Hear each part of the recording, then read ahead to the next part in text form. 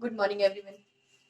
Dear students, 9.1 was completed. So today we will do the some more types of the lines जो हमने already basics में discuss की थी, तो उनको हम थोड़ा सा डीपली करेंगे.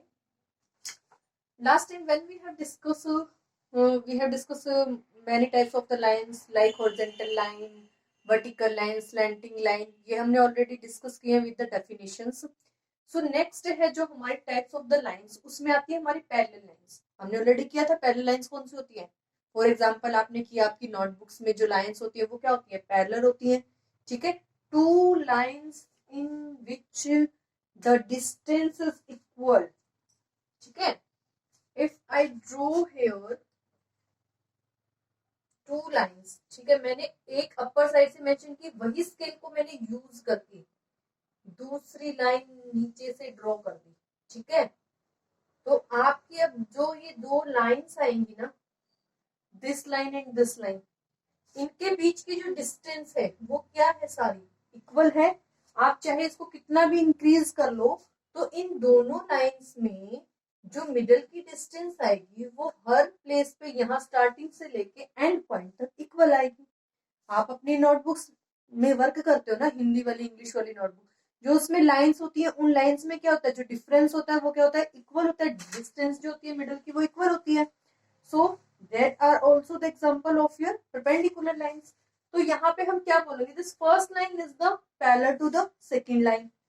ठीक है, हमने इसको नेम दे दिया ए बी, सेकंड को हमने नेम दे दिया पी क्यू. ठीक है, तो ये पैरेलल लाइन है.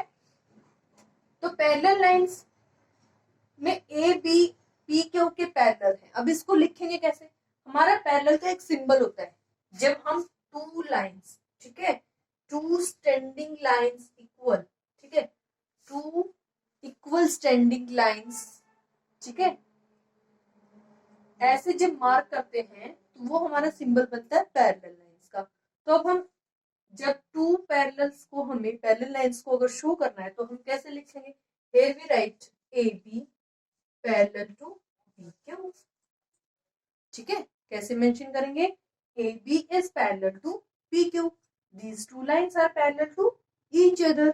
ठीक है, अब यहाँ पे हम मेंशन करेंगे कि ये लाइन इस लाइन के पैरेलल है, तो उसके लिए हम क्या करेंगे, here we write the symbol of the line also. कि ये हमारी लाइन है तो हम लाइन का सिंबल भी यूज करेंगे. अगर आपकी लाइन सेगमेंट होगी तो हम लाइन सेगमेंट का सिंबल यूज करेंगे. हमने लाइन ड्रॉ की थी, that's why AB line parallel to PQ. Clear है, हमारा सिंबल क्या होता है, these two standing lines are the symbol of the your parallel lines.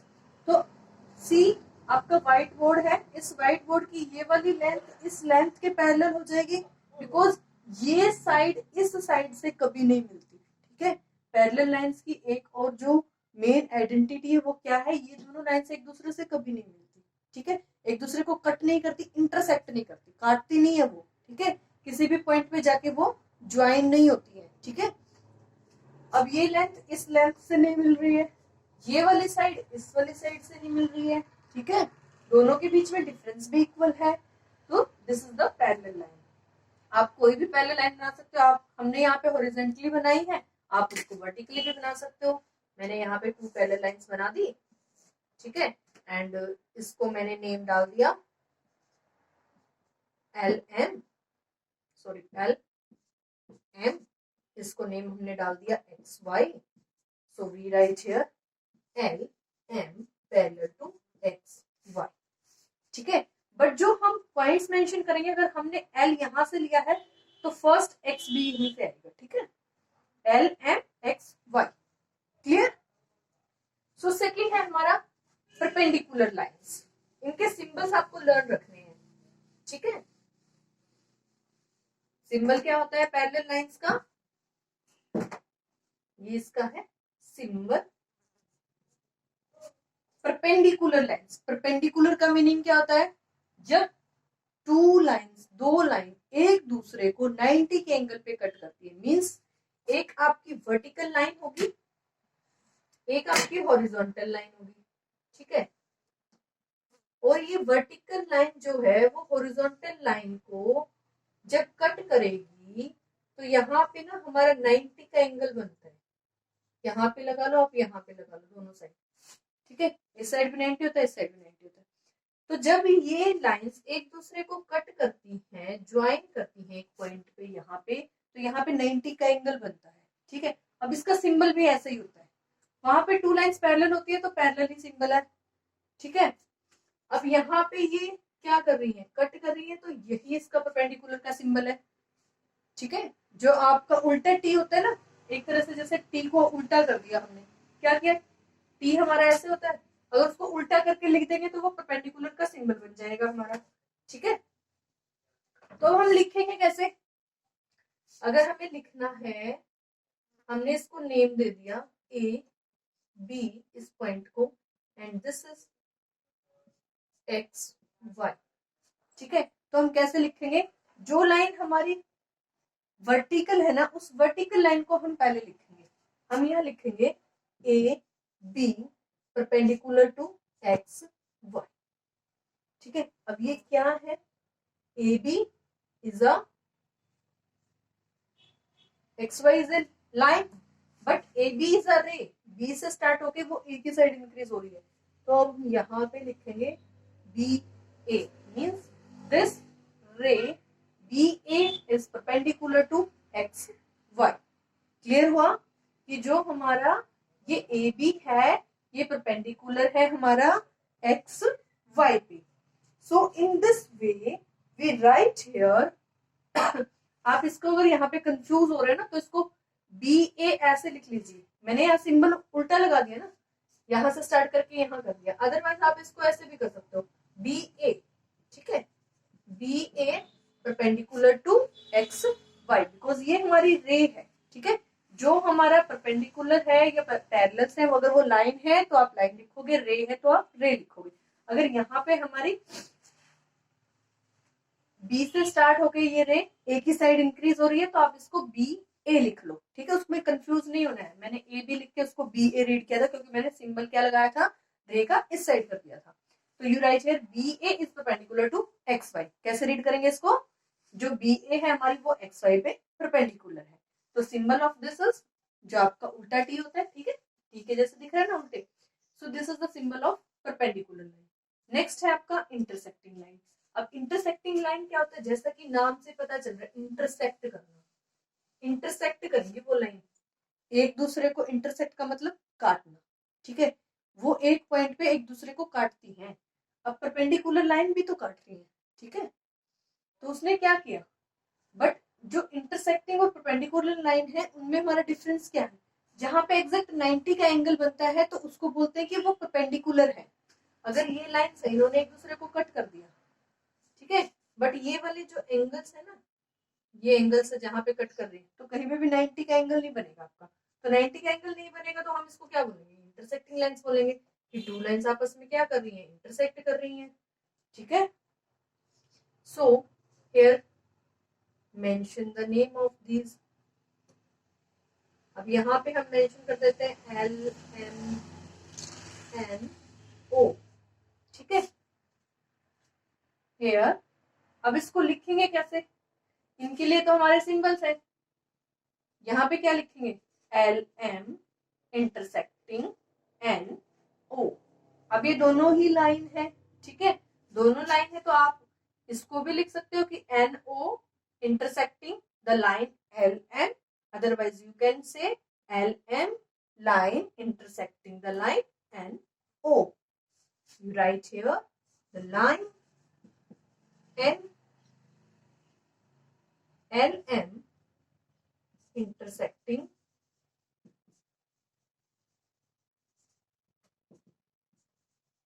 line N O, ठीक है।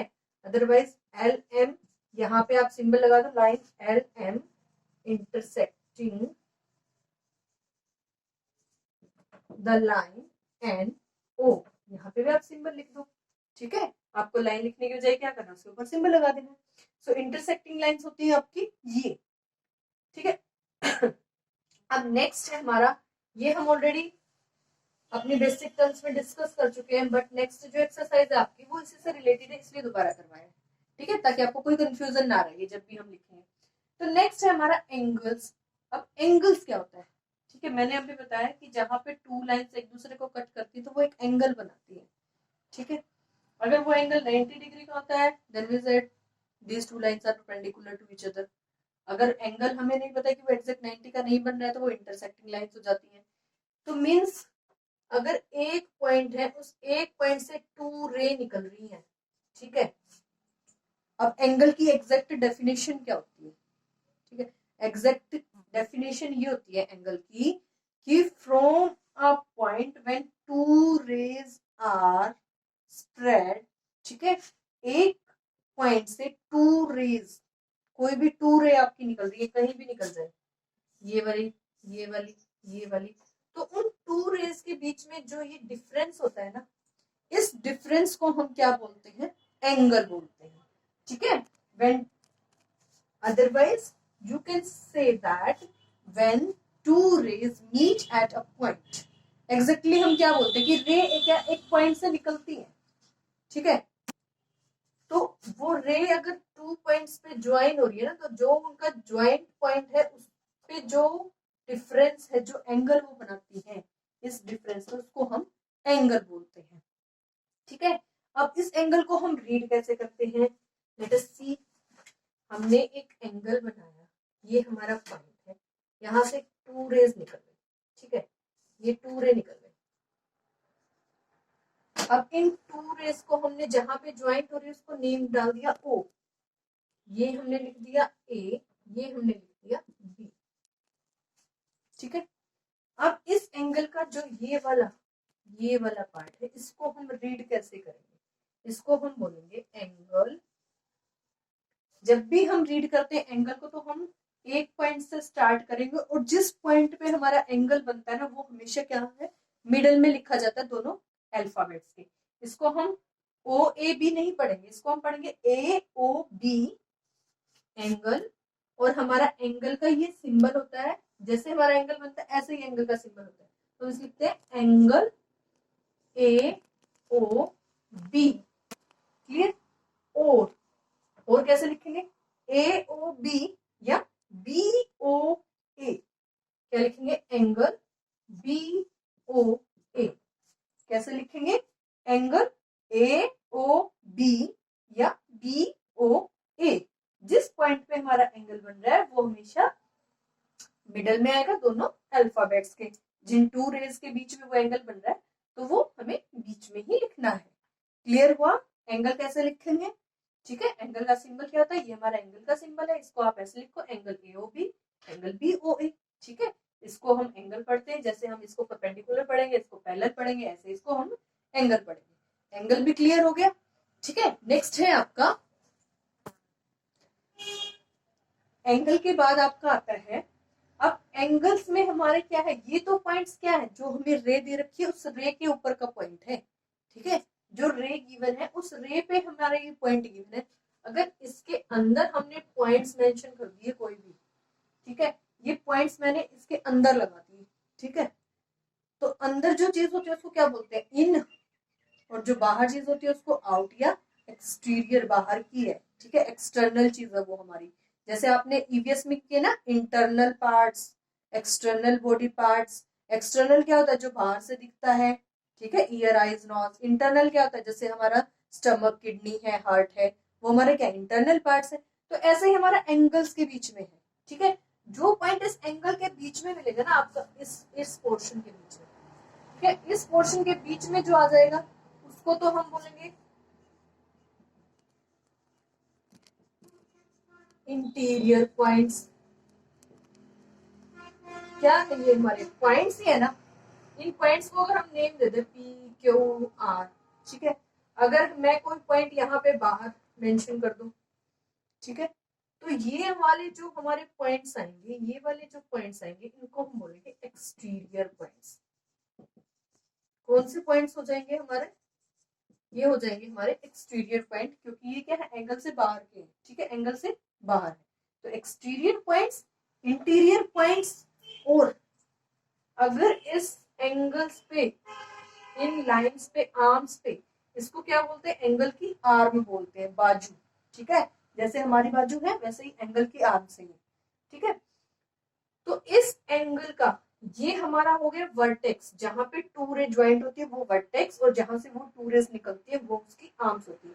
अब आर्म्स पे जो पॉइंट आएंगे हमारे, ठीक है, इन आर्म्स पे जो पॉइंट आएंगे, इसको अगर मैंने नेम दे दिया एल, इसको एम, और ये वाला जो पॉइंट है आर्म के ऊपर, इसको अगर मैं मेंशन कर दूं टी, तो these are the L M M are the exterior points, और जो टी है, ठीक है, उस टी को क्या बोलेंगे, lie on the angle, point T on the angle, या फिर आर्म भी बोल सकते हो, ऑन आर्म ओ बी, ठीक है। क्लियर हुआ, मेन पॉइंट्स आपके ये interior exterior point on the angle, ये आपका वर्टेक्स हो जाएगा, वो जहां पे वो पॉइंट, जहां पे जिस पॉइंट पे एंगल बन रहा है उसको बोलते हैं वर्टेक्स, ठीक है। और एंगल का नेम ए ओ बी या बी ओ ए, इस टाइप से आप रीड करोगे। सो आज आपने क्या किया, parallel lines, perpendicular lines, intersecting lines और एंगल्स। अब पैरेलल लाइंस क्या था, जिसमें आपके क्या होते हैं, टू लाइंस एक दूसरे के पैरेलल होंगी, उनकी डिफरेंस जो डिस्टेंस होगी वो इक्वल होगी, ठीक है, और ये उसका सिंबल है। परपेंडिकुलर लाइंस, जब टू लाइंस एक दूसरे को इंटरसेक्ट करती हैं और वो 90 डिग्री का एंगल बनाती हैं, देन, और उसका सिंबल क्या होता है, जैसे आपका टी है वो उल्टा कर रखा हो, ठीक है। इंटरसेक्टिंग लाइंस, टू लाइंस एक दूसरे को कट करेंगी, बट वो क्या होंगी, 90 का एंगल नहीं बनाएंगी। देन नेक्स्ट है एंगल्स। एंगल्स में क्या है, जब टू रेज एक ज्वाइंट एक पॉइंट पे मीट करती है, या एक पॉइंट से जब टू रेज निकलती है, तो जो उनके बीच में डिफरेंस आता है, ये वो कितने का एंगल बना रही है, ठीक है। तो इस डिस्टेंस को हम बोलते हैं वो एंगल, कि उसने कितने का एंगल बनाया। अब उस एंगल्स में जो पॉइंट उस एंगल के बीच में आते हैं वो होते हैं हमारे इंटीरियर एंगल पॉइंट्स, और जो पॉइंट्स उससे बाहर होंगे वो होंगे हमारे एक्सटीरियर पॉइंट्स, ठीक है। जिस पॉइंट पे वो टू रेज मिलती है, या जिस पॉइंट पे हमारा एंगल बन रहा है, वो होता है हमारा वर्टेक्स, ठीक है। और जो वो टू आर्म्स है, अब यहाँ पे हमारी आर्म क्या हो जाएगी, आर्म्स हमारी हो जाएगी ओ ए एंड ओ बी, ठीक है। वर्टेक्स क्या हो गया हमारा, वर्टेक्स हो गया ओ, आर्म हो गई O A O B, exterior point L M, interior points P Q R. Clear हो, आप सभी को ये पॉइंट्स क्लियर हो गए होंगे। सो नेक्स्ट हम करेंगे क्वेश्चन फर्स्ट, जो कि आपका इससे रिलेटेड है, लाइन से, पैरेलल लाइन से, इंटरसेक्टिंग।